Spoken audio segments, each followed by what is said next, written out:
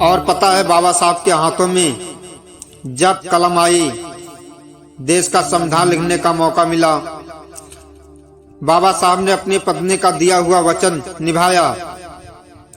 बाबा साहब ने जो मान सम्मान पाया उसकी विरासत लिखी, वसीयत लिखी, धन दौलत की वसीयत लिखी, वोट डालने की वसीयत लिखी, ऊंचे ऊंचे मकानों में रहने की वसीयत लिखी, मान सम्मान धन दौलत जो कुछ हासिल किया बाबा साहब ने लिखित में दे दिया।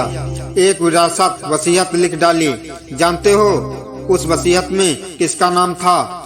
तुम में से कोई बाप होता अपनी औलाद का नाम लिखता, लेकिन बाबा साहब ने वसीयत में अपनी औलाद का नाम नहीं लिखा। तुम्हारा और मेरा नाम लिख दिया। जानते हो वो वसीयत क्या है? भारत देश का संविधान। जब तक संविधान जिंदा है तब तक तुम लोग जिंदा हो, सारे हक अधिकार मिले हुए हैं। जिस दिन ये संविधान खत्म हो गया फिर तुम्हारे पास कोई हक अधिकार नहीं रहेगा।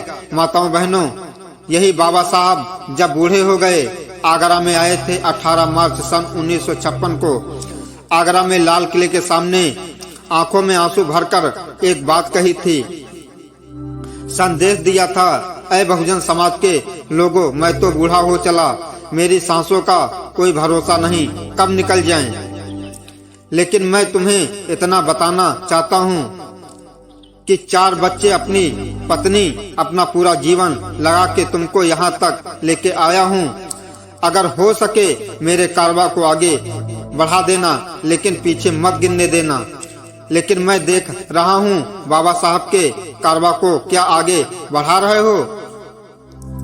बाबा साहब की मेहरबानी से नौकरियां मिली, 50-50 हजार तनख्वाह मिलती है। उस तनख्वाह से केवल आपका खाली परिवार चलता है। समाज में 500 रुपए देने में आपको शर्म लगती है। मैं पूछना चाहता हूँ, आज घर में रंगीन टीवी और सुंदर बीवी को पाके भूल गए बाबा साहब का मिशन। माताओं बहनों, एक अच्छा बेटा वही होता है, बाप धन दौलत छोड़कर जाए बेटा उसका लुक उठाता है। अगर बाप कर्ज में मर जाए औलाद का दायित्व बनता है कि बाप के कर्ज को चुकाए। जो लेने लायक था ले लिया। जब कर्जा चुकाने की बारी आई वो पैसा गंगा के नाम पर, मंदिर के नाम पर, जागरण के नाम पर आप लोग बहा देते हो, लेकिन बाबा साहब के कर्ज को नहीं चुकाते हो। जब ये कहानी सुनी मैंने उस रात हमें नींद नहीं आई। माताओं बहनों,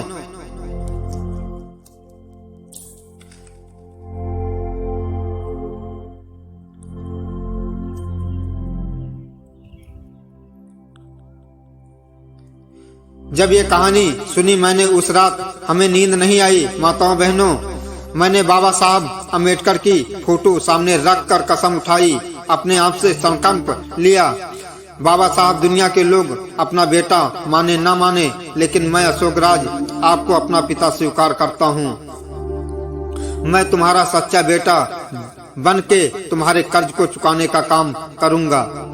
आज हमें 1 साल 2 महीना निरंतर बाबा साहब के मिशन को बढ़ाने का काम कर रहा हूँ, और मैं जब यह काम करने के लिए जाता हूँ माताओं बहनों, आप समझती हैं बहुत सरल रास्ता है, बहुत सरल रास्ता है। मेरा भी रास्ता रोकने के लिए लोग आते हैं। कई बार तो लोग गाली गलौज करते हैं, लेकिन मैं ये कसम उठाई है, ये वादा किया है अपने आप से, मेरा भी परिवार है, मेरे भी माँ बाप हैं, मेरे भी बहनें हैं, मेरे भी पत्नी है। सब लोग जानते हैं ये रास्ता कठिन है, लेकिन मैं इतना बता देना चाहता हूँ, इस तन में जब तक सांस रहेगी तब तक अंतिम सांस तक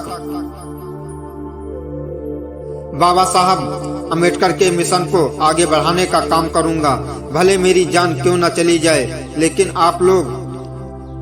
आप लोगों से एक निवेदन करना चाहता हूँ। माताओं बहनों सज्जनों, बाबा साहब तो चले गए दुनिया से, अब लौट के नहीं आएंगे। आप लोगों के ऊपर जिम्मेदारी है, आप कंधे पर जिम्मेदारी लो, तभी बाबा साहब का मिशन बचेगा, नहीं तो कारवां रुक जाएगा। अगर कोई गलती बन गई हो माताओं बहनों माफ कर देना। मैं गायक अशोक राज उन्नाव। जय भीम, नमो बुद्धाय, जय भारत, जय संविधान।